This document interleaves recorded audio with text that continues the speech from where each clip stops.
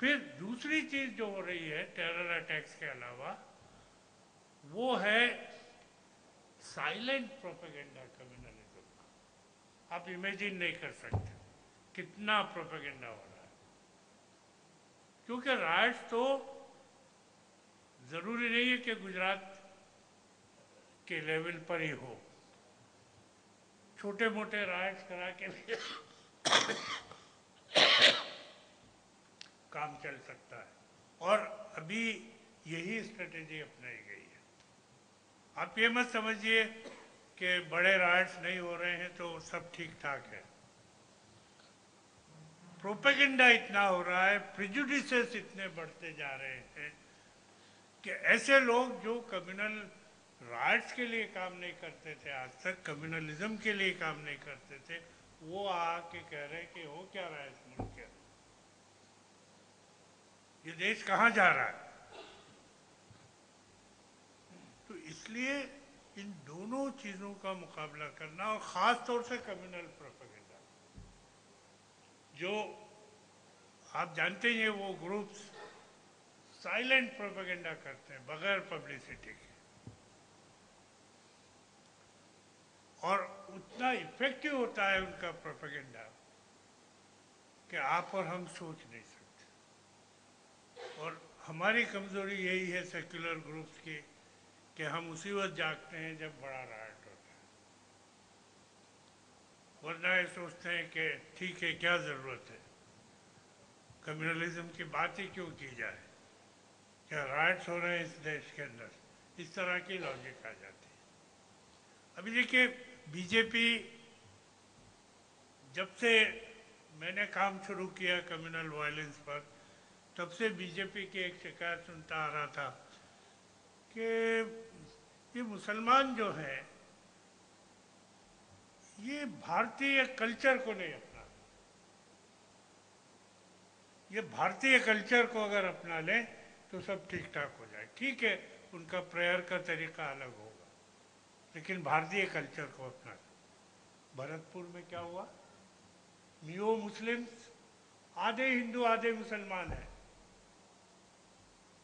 And culturally they are more Hindu than Muslim. जी हाँ हाँ, लेकिन भरतपुर में तो उनके नाम हिंदू हैं, उनके सारे रिचुअल्स हिंदू हैं, और वहाँ इतना बड़ा राइट हुआ। तो ये जो बहाने बनाए जाते हैं राइट्स के लिए, उसमें कोई दम नहीं होता। असल चीज़ है माइनॉरिटीज़ को टारगेट करके अपनी पॉलिटिक्स करना, हिंदुओं को पोलराइज करके उनके वोट्स लेना। तो इसलिए दोस्तों इस प्रोपेगेंडा का मुकाबला करना बहुत बहुत ज़रूरी है। और हमें ये कम्युनल वायलेंस बिल को लेकर जो भी हो सकता है इस वक्त, मुझे उम्मीद तो नहीं है कि पार्लियामेंट में ये बिल आएगा, लेकिन जो भी हो सकता है 2014 में कम से कम जो भी हो सकता है वो करना चाहिए, ताकि कॉन्शियसनेस लोगों में पैदा हो और ये समझ बने कि बग़ैर ऐसे वेल डिफाइंड कानून के हम कम्युनल वायलेंस को नहीं रोक पाएंगे। धन्यवाद, शुक्रिया।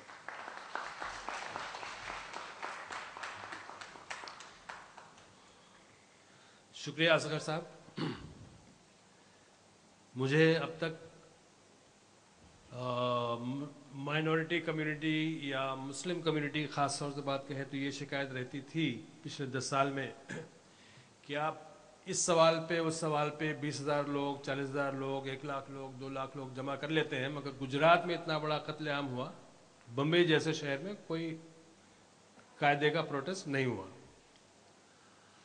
आप हमारी तवज्जो इस तरफ दिला रहे हैं कि आगे गुजरात ना हो, उसके लिए जो एक बिल है, उस बिल की जो ज़रूरत है, उसकी ज़रूरत भी हम, उसकी इम्पोर्टेंस भी हम नहीं समझ पा रहे हैं। उसके लिए हम खुद इंटरेस्ट अगर नहीं ले रहे हैं तो दूसरे क्या करेंगे,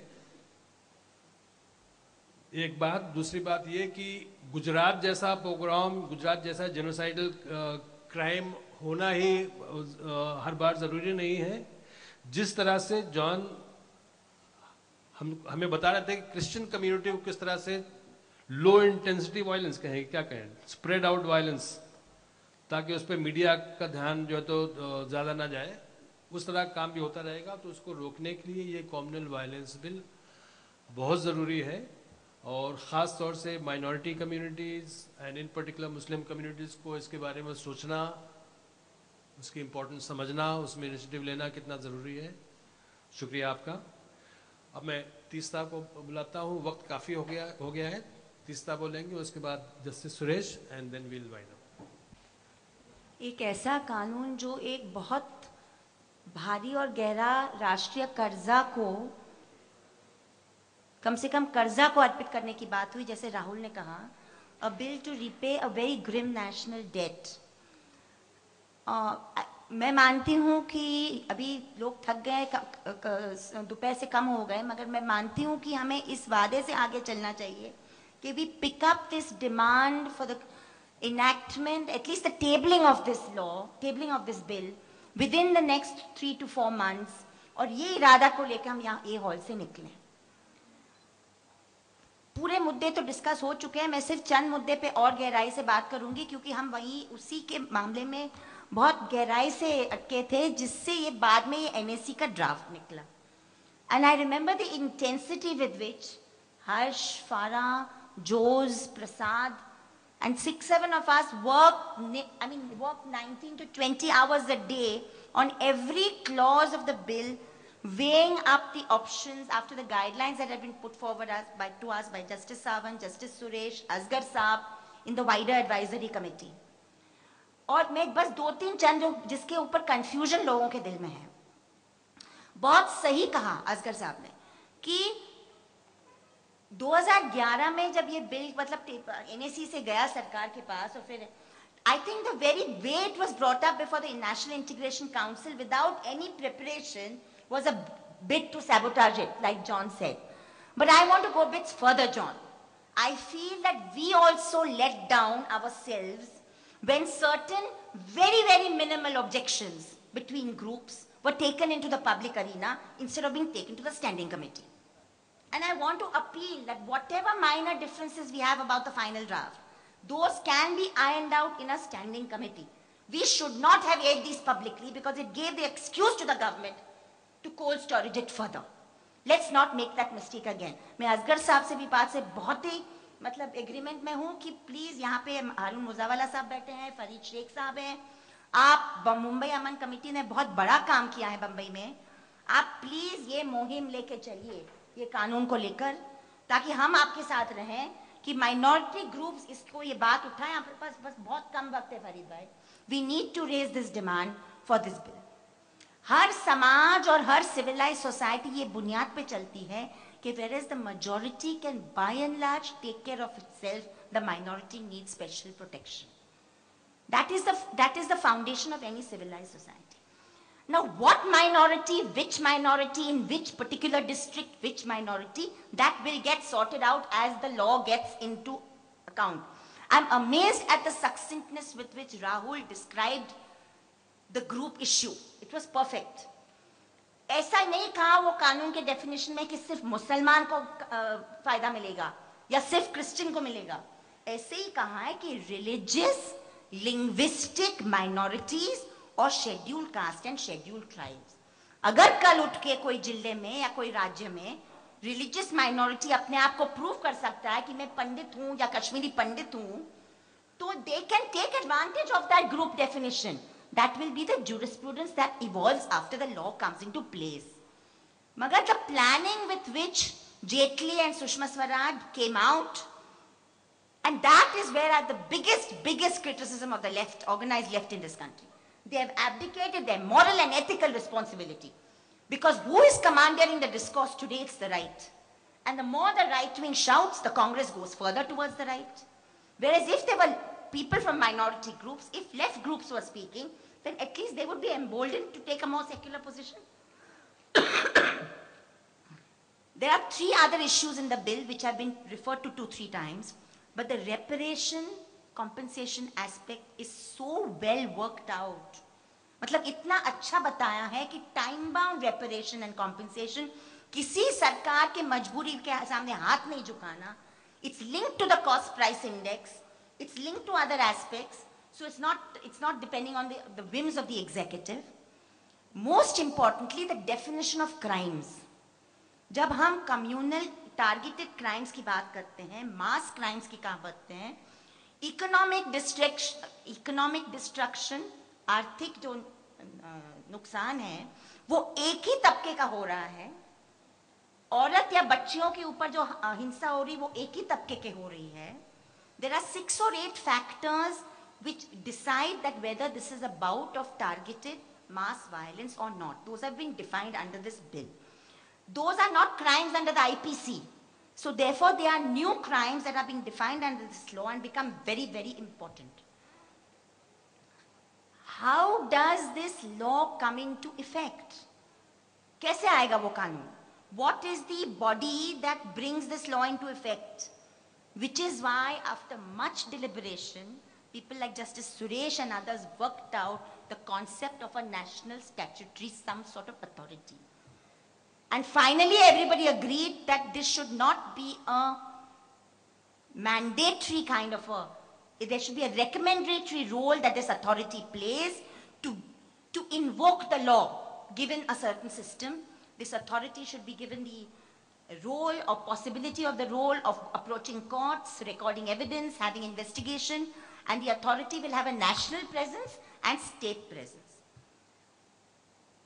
One thing has been overlooked by the other speakers when they spoke about the objections from the right.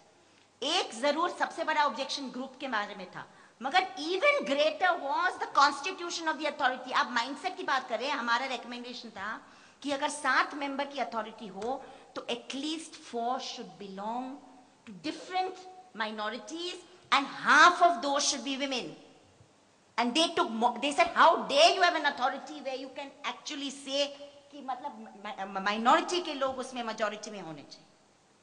That was equally problematic for them because they don't even believe in representative democracy. आखिरी बात मैंने आपको सुबह कहा था, दोपहर में कहा था कि 84 की बात देख लो, 92-93 की बात देख लो या 2002 की बात. We celebrate elections as a reflection of our democracy. We celebrate elections and we must. But electoral victories have sat very comfortably with mass crimes. Please remember, majoritarianism has crept into our electoral politics. So the perpetrators of 1984 anti-Sikh violence were given tickets and they won. The perpetrators of 1992-93 were given tickets and they won. Modi has won for the 3rd time. Kandamal too. The perpetrators were given tickets and they won. So majoritarianism has crept into electoral democracy. So therefore you need a law to counterbalance this majoritarianism and to instill belief in the rule of law and the constitution.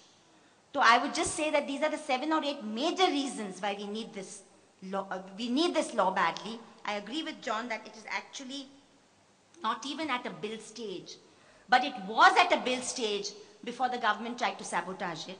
And Wajahat Habibullah, who comes from Kashmir, has given a very active suggestion to the NAC and the government that Jammu and Kashmir, this is very important politically and strategically, that Jammu and Kashmir can also be brought under the purview of this law, not by any constitutional amendment, but by a simple resolution passed by the Jammu and Kashmir Assembly, which if the ruling alliance happens to be with the UPA, they can easily do. So there are many ramifications, but I believe the most important is कि हम किस तरह इसको ये मुहिम को लेकर आगे चलेंगे. We have had approaches, many of us. There are 3 of us in the drafting committee who have been going everywhere. We had a series of meetings in Uttar Pradesh, 2011-2012, only talking about this law. And that is Jose, Prasad and myself. And we've been telling people that even those regional parties who are pro-minority, who have a social justice base, we are even talking to them.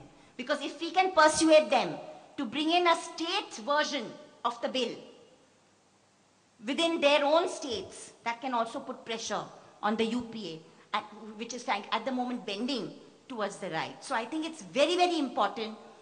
And one last point, which I think was briefly referred to, that on our drafting committee was Prasad from the schedule, whose representation of NCDHR, the National Campaign for Dalit Human Rights.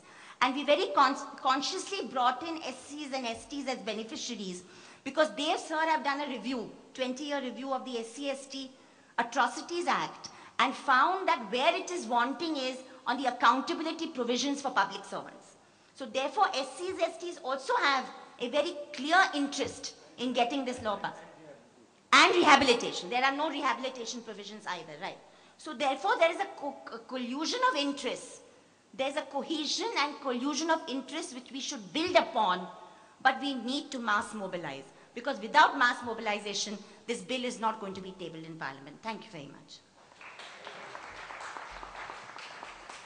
Thank you, Teesta. I am conscious of the fact that many of you have been here for more than 6.5 hours. थक भी गए होंगे, मगर programme को थोड़ा सा हम 5 minute और आगे बढ़ाने वाले हैं. The good news is that there is good news. Doctor Narang साहब, आपने सुबह में बार बार इस बात पे जोर दिया, the need for minorities to recognize the importance of coming together on fighting of many of these issues together. Asghar साहब ने अभी अपने उसमें कहा कि माइनॉरिटीज़ भी इस इशू को, इसकी इम्पोर्टेंस नहीं समझते हैं, कुछ करते नहीं हैं, वो यहाँ वहाँ लगे हुए हैं. मैं वहाँ पे बैठा हुआ था, कुछ मुस्लिम तंजीमों के लीडर्स यहाँ पे मौजूद हैं. वो मुझे बाहर ले गए और उन्होंने मुझे जो कुछ कहा, वो बजाय मैं बताने के, मैं मौलाना बुरहानुद्दीन कासमी साहब को बुलाता हूँ, जो कि उन सब की तरफ से ये बात आप सबके सामने 2-4 मिनट में रखना चाहते हैं. At the outset, I would love to congratulate and thank from the bottom of our heart to the organizers of today's program. It is and it has been a very important issue for Muslims that a bill stopping communal violence should come. We are and we were aware about the facts and importance all across, but as it is said by some of the speakers that the bill has been communalized, so it was preempted that if Muslim organizations which are vocal about Muslim issues come on street with that issue, then the people who are saying that it is a communal bill will have an advantage. इसलिए बहुत सारे मुस्लिम तंजीमों ने मुमकिन है कि उसको street issue नहीं बनाया होगा. आज चूँकि इस स्टेज में असगर इंजीनियर साहब ने जो बात कही है और बाकी स्पीकर्स ने जो बातें कही है, हम मुकम्मल तौर पर इससे मुत्तफिक हुए, एब्सोल्युटली एग्री कि उसको इशू बनाना चाहिए था. और आज चूँकि तकरीबन आधा दिन से हम लोग इसी इशू पे we have been deliberating on that very issue, तो हम लोगों ने सोचा, कुछ मुस्लिम तंजीमों के यहाँ प्रेसिडेंट्स और जनरल सेक्रेटरीज़ है, जनाब फरीद शेख साहब अमन कमेटी के प्रेसिडेंट है, जनाब डॉक्टर अजीमुद्दीन साहब है जो मूवमेंट फॉर ह्यूमन वेलफेयर के प्रेसिडेंट हैं, जनाब हारून मुजावाला साहब है जो Muslim all India Muslim personal law board के मेंबर है, मैं बुरहानुद्दीन कासमी जो मरकज़ मारिफ के डायरेक्टर हूँ. हम लोगों ने ये सोचा कि उसको let's take a step ahead from today, from now onwards itself. The request from us is, we are not going to take the lead. We want the lead should be taken by these gentlemen. We are ready to walk behind them. We will walk. तो ये एक common issue है जिसमें Teesta, justice साहब, youth, young people like Rahul Bose and Dr. John Dayal. These are the people who should be candid, who are working. Of course, the man who is behind all this process, Harshvardhan. इन लोगों को, उन लोगों के पीछे हम चलना चाहते हैं. We are wholeheartedly, we will walk together, we are with you. Whatever tax, it should be on the street, it should be on Azad Maidan, it should be on Ramlila ground. And if a movement is not built up, naturally we know, inshallah, if we are behind you, we can together some more people with kurta and pajama, with looking Muslims. But it is necessary that Christians and Sikh, two major religious minority communities, should be not only symbolic, there should be the part and parcel of that movement. If it is today, we can announce a day after a meeting, and we will start that movement from Mumbai itself, inshallah. Lots of secular Hindus from the upper castes. There's no shortage of them, so why not them as well? ये आपने बहुत अच्छी खुशखबरी सुनाई. हम सबका we were feeling a little demoralized and down कि काम बहुत ज़रूरी है मगर बहुत मुश्किल है, तो आपने एक रास्ता दिखाया, आप लोगों ने तय किया है. Most welcome and thank you. 2 minutes और. About 3 weeks ago, a number of Muslim organizations, some of them are present here, had organized a meeting in Mumbai to felicitate some of the people who had been in the forefront of the struggle for justice in Gujarat related to the genocide in 2002. So in that meeting they felicitated R.B. Shikumar Sahab, retired DGP of Gujarat,